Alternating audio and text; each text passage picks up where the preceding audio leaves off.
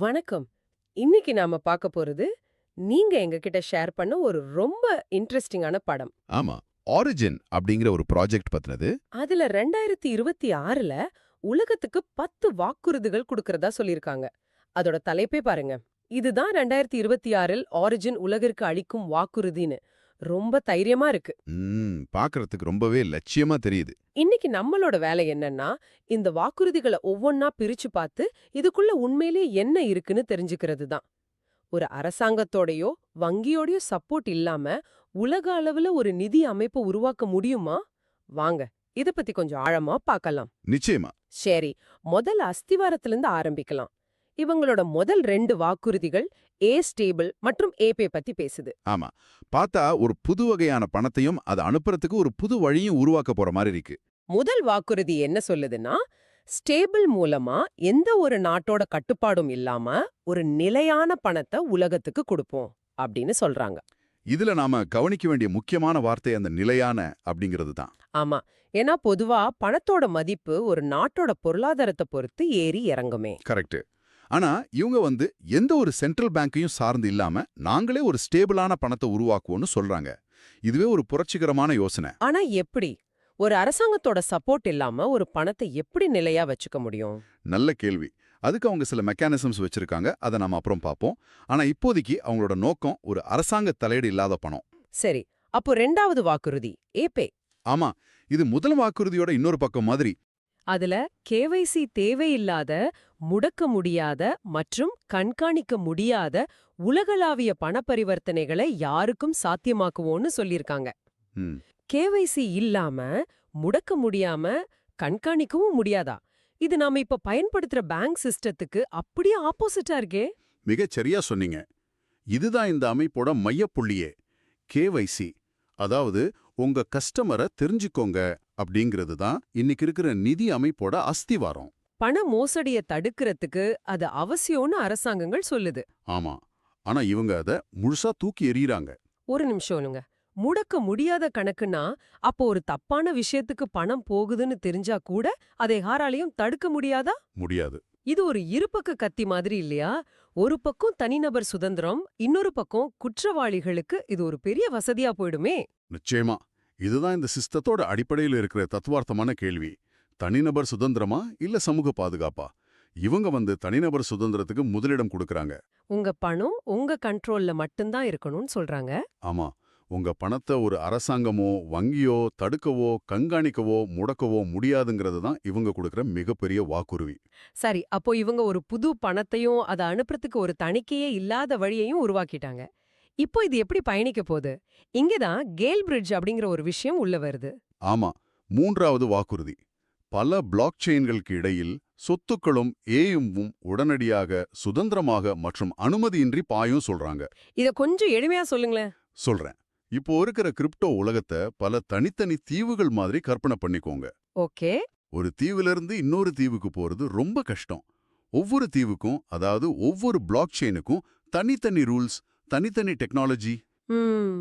இவங்க இந்த கேல் பிரிட்ஜ் மூலமா என்ன செய்ய முயற்சி பண்றாங்கன்னா, இந்த எல்லா தீவுகளையும் இணைக்கிற ஒரு பிரம்மாண்டமான பாலம் கட்டுறாங்க. ஓ, அப்போ இந்த பாலம் வழியா எது வேணாலும் கொண்டு போகலாமா? கிட்டத்தட்ட அப்படிதான். உங்க சொத்து எந்த பிளாக் செயின்ல இருந்தாலும் சரி, அதை இந்த பாலம் மூலமா எந்த ஒரு தடையோ அனுமதியோ இல்லாம இன்னொரு பிளாக் செயினுக்கு நொடியில மாத்த முடியும். அப்போ 4வது வாக்குறுதி. பயனர்கள் ஒரே ஒரு சங்கிலியில் பூட்டப்பட்டிருப்பதிலிருந்து விடுவிக்கப்படுவார்கள்னு சொல்றது இந்த பாலத்தோட விளைவுதானா? கரெக்ட். அந்த பாலம் கட்டினதுக்கு அப்புறம் என்ன நடக்கும்? நீங்க எந்த ஒரு தீவுலையும் சிக்கிக்க வேண்டிய அவசியம் இல்ல. உங்களுக்கு எங்க பெஸ்ட் சர்வீஸ் கிடைக்குதோ அங்க போய்க்கலாம். அதேதான். இதனால எல்லா பிளாக் செயின்களும் சேர்ந்து ஒரு பெரிய ஒரே சந்தையா மாறிடும். ஏ ஸ்டேபிள்ங்கிறது பணம்னா, கேல் பிரிட்ஜ்ங்கிறது அந்த பணம் பயணிக்கிற ஒரு சூப்பர் ஹைவே நெட்வொர்க் மாதிரி. சரி, இவங்க ஒரு தனி சிஸ்டம் கட்டுறாங்க. ஆனா இங்க ஒரு $1 மில்லியன் கேள்வி வருது. ம் இதுக்கு பின்னாடி அரசாங்கமோ பேங்கோ இல்ல. இது எப்படி கவிழ்ந்து போகாம இருக்கும்?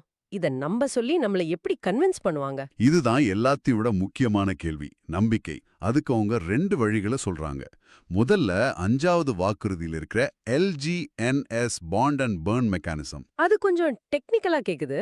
ஆமா. ஆனா யோசனை ரொம்ப எளிமையானது. இது ஒரு ஆட்டோமேட்டிக் சென்ட்ரல் பேங்க் மாதிரி நினைச்சுக்கோங்க.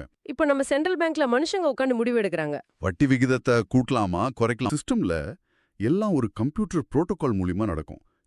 பணத்தோட மதிப்பு குறைய ஆரம்பிச்சா இந்த சிஸ்டம் தானாவே சந்தையில இருந்து வாங்கி அதை பர்ன் பண்ணிடும், அதாவது அழிச்சிடும். ஓ, அப்போ சப்ளை குறையும், டிமாண்ட் அண்ட் சப்ளை விதி மாதிரி மதிப்பு அதிகமாகும். அதேதான், இது ஒரு சுய சீரமைப்பு சிஸ்டம். மனித உணர்ச்சிகளுக்கோ அரசியல் அழுத்தங்களுக்கோ இங்க இடம் இல்ல. எல்லாம் கணித விதிகளின்படி நடக்கும். சூப்பர், இது முதல் வழி. ரெண்டாவது என்ன?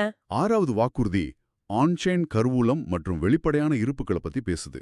இது நம்பிக்கையை உருவாக்குறதுல ரொம்ப முக்கியமான ஒரு அம்சம். இது ஒரு கண்ணாடி சுவர் கொண்ட வங்கி மாதிரி கற்பனை பண்ணிக்கோங்க. அப்படியா? ஆமா, அந்த வங்கிக்குள்ள எவ்வளவு பணம் இருக்கு, எவ்வளவு வெளியே போகுதுன்னு உலகத்துல யாரு வேணாலும் எந்த நேரத்துல வேணாலும் உள்ள எட்டி பார்க்கலாம். அதாவது எந்த ஒளிவு மறைவும் கிடையாதா? துளி கூட கிடையாது. இப்போ ஒரு வங்கியோட நிதிநிலைய நாம அவங்க கொடுக்கிற ரிப்போர்ட்டை வச்சுதான் நம்பணும். ஆனா இங்க அந்த அமைப்போட மொத்த கணக்கும் பிளாக் செயின்ல இருக்கும். யார் வேணும்னாலும் நிகழ்நேரத்துல சரி பார்க்கலாம். ஆமா, ஒரு நிறுவனத்தை கண்மூடித்தனமா நம்புறதுக்கு பதிலா சரிபார்க்கக்கூடிய கணிதத்தையும் வெளிப்படையான கணக்குகளையும் நம்புங்கன்னு இவங்க சொல்றாங்க. இது கேட்கவே ரொம்ப வித்தியாசமா இருக்கு. சரி, இப்ப இந்த அமைப்ப யார் கண்ட்ரோல் பண்ணுவா? யாருடைய கட்டுப்பாட்டுல இல்லன்னா முடிவுகளை யார் எடுப்பா? ஆமா, அதுதான் நிர்வாகம் சம்பந்தப்பட்ட பகுதி. 7வது வாக்குறுதி டாவோ மற்றும் சிக்ன மெக்கானிசம் பத்தி பேசுது. டாவோனா என்ன? டாவோ அப்படின்னா பரவலாக்கப்பட்ட தன்னாட்சி அமைப்பு. இது ஒரு சிஇஓவோ போர்ட் ஆஃப் டைரக்டர்ஸோ இல்லாத ஒரு கம்பெனி மாதிரி நினைச்சுக்கோங்க. அப்போ எப்படி முடிவெடுப்பாங்க? அந்த அமைப்போட உறுப்பினர்கள் ஓட்டு போட்டு முடிவெடுப்பாங்க. இங்க சுவாரஸ்யமான விஷயம் என்னன்னா, உண்மையான பங்கேற்பாளர்கள் கிட்ட அதிகாரம் இருக்குன்னு சொல்றாங்க. அதாவது பணம் வச்சிருக்கிறவங்கள விட சிஸ்டத்தை பயன்படுத்துறவங்களுக்கு அதிக அதிகாரம் இருக்குமா? ஒரு வகையில அப்படிதான் சொல்ல வராங்க. இது அதிகாரத்தை சில பணக்காரர்களிடமிருந்து பரவலான சமூகத்துக்கு மாத்துற ஒரு முயற்சி. இந்த நிர்வாக முறை மத்த வாக்குறுதிகளோட எப்படி இணையுது? உதாரணத்துக்கு 8வது வாக்குறுதி உலகளாவிய நிதி கொந்தளிப்பின் போதும் தொடர்ந்து செயல்படும்னு சொல்லுது. நல்லா நினைச்சு பாக்குறீங்க. ஒரு மையப்படுத்தப்பட்ட அமைப்பு, உதாரணத்துக்கு ஒரு பேங்க், ஒரு நிதி நெருக்கடி வந்தா திவாலாக வாய்ப்பு இருக்கு. ஆமா, ஆனா இந்த மாதிரி ஒரு பரவலாக்கப்பட்ட நெட்வொர்க்கிட்டு எந்த ஒரு மைய புள்ளியும் கிடையாது. இது இன்டர்நெட் மாதிரி. ஒரு சர்வர் டவுன் ஆனா கூட இன்டர்நெட் இயங்கிட்டே இருக்கும். அதே மாதிரி ஒரு நாட்டுல பிரச்சனை வந்தா கூட இந்த நெட்வொர்க் உலக அளவுல இயங்கிட்டே இருக்கும். ஆமா, அதனாலதான் இது ஒரு தீர்வு நெட்வொர்க்கா செட்டில்மெண்ட் நெட்வொர்க்னு சொல்றாங்க. இந்த மதிப்பு சேனலை மூடவோ கைப்பற்றவோ அல்லது கட்டுப்படுத்தவோ முடியாது. இது நம்பவே முடியாத அளவுக்கு பெரிய வாக்குறுதியா இருக்கே. ஆமா, இதுதான் அவங்களோட மிகப்பெரிய சவால் மற்றும் வாக்குறுதி. ஒரு அரசாங்கம் நினைச்சாலோ ஒரு பெரிய நிறுவனம் நினைச்சாலோ இந்த சிஸ்டத்தை நிறுத்தவோ முடக்கவோ முடியாதுன்னு சொல்றாங்க. தொழில்நுட்ப ரீதியா இது சாத்தியமா? அது ஒரு பெரிய விவாதம். ஆனா அவங்களோட நோக்கம் ரொம்ப தெளிவா இருக்கு. தணிக்கை செய்ய முடியாத, தடுத்து நிறுத்த முடியாத ஒரு நிதி அமைப்பை உருவாக்குவது. இதுவரைக்கும் நாம பார்த்ததெல்லாம் ஒன்னு சேர்த்தா ஒரு முழுமையான சித்திரம் கிடைக்குது. ஒரு புது பணம், அதை அனுப்ப ஒரு தணிக்கை இல்லாத வழி, அந்த சிஸ்டத்தை நம்ப வைக்க ஒரு வெளிப்படையான கணக்கு வழக்கு, அதை நிர்வகிக்க ஒரு பரவலாக்கப்பட்ட சமூகம். ஆமா. இதோட கடைசி இலக்கு என்ன? 9வது வாக்குறுதி அதை தெளிவுபடுத்துதுன்னு நினைக்கிறேன். ஆமா, அதுதான் உங்களோட பிரம்மாண்டமான பார்வை.